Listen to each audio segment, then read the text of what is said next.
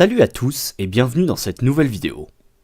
Aujourd'hui, nous allons explorer l'univers fascinant d'un félin peu connu, mais absolument adorable, le manul, aussi appelé chat de palace. Préparez-vous à découvrir un animal qui va certainement vous faire craquer et à apprendre des faits étonnants sur cette petite boule de poils sauvages. Le manul, scientifiquement nommé Autocolobus manul, est un petit félin sauvage qui vit dans les steppes et les montagnes d'Asie centrale. Découvert en 1776 par le naturaliste allemand Peter Simon Pallas, ce chat porte son nom en son honneur. Avec son apparence de gros chat domestique en peluche, il est souvent surnommé le chat le plus expressif du monde, en raison de ses expressions faciales uniques. Ce petit félin est un prédateur redoutable dans son habitat naturel. Parlons un peu plus en détail de son apparence. Le manul mesure environ 60 cm de long, queue comprise, ce qui le place dans la catégorie des petits félins. Il pèse entre 2,5 et 4,5 kg, soit à peu près le poids d'un gros chat domestique. Sa fourrure est particulièrement dense et longue, parfaite pour résister aux hivers rigoureux de son habitat. Elle peut atteindre jusqu'à 7 cm de longueur. Sa couleur varie du gris au roux, avec des rayures noires sur le corps et des anneaux sur la queue. Ses oreilles sont petites et arrondies, ce qui réduit la perte de chaleur. Elles sont placées bas, sur les côtés de sa tête, lui donnant cette expression si caractéristique. Ses yeux sont uniques. Ils ont les pupilles rondes, contrairement à la plupart des félins qui ont les pupilles verticales. Cette particularité lui permet une meilleure vision dans les environnements lumineux de haute altitude. Ses pattes sont courtes et robustes, adaptées pour se déplacer sur les terrains rocheux et enneigés.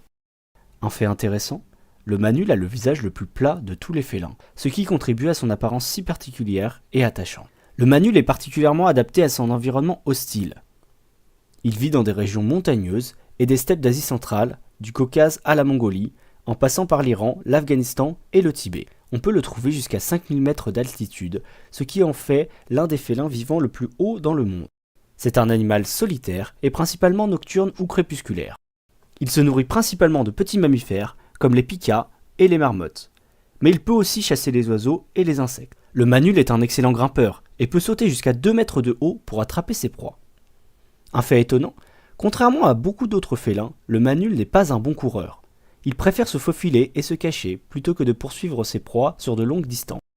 Le manul est connu pour son caractère farouche et discret. Il est très difficile à observer dans la nature, ce qui explique pourquoi on en sait encore relativement peu sur son comportement à l'état sauvage. En cas de danger, il préfère se cacher plutôt que de fuir, utilisant son pelage camouflage pour se fondre dans son environnement. Les manuls sont généralement silencieux, mais peuvent émettre des miaulements courts et des grognements lors de la saison des amours.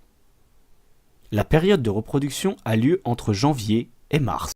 La gestation dure environ 66 à 75 jours. La femelle donne naissance à 2 à 6 chatons par portée, généralement au printemps. Les petits naissent dans les terriers abandonnés et les crevasses rocheuses. Les chatons ouvrent les yeux après 9 à 12 jours et commencent à manger de la viande vers 2 mois. Ils deviennent indépendants vers l'âge de 4 à 5 mois. Les manuls ont une espérance de vie de 11-12 ans en captivité.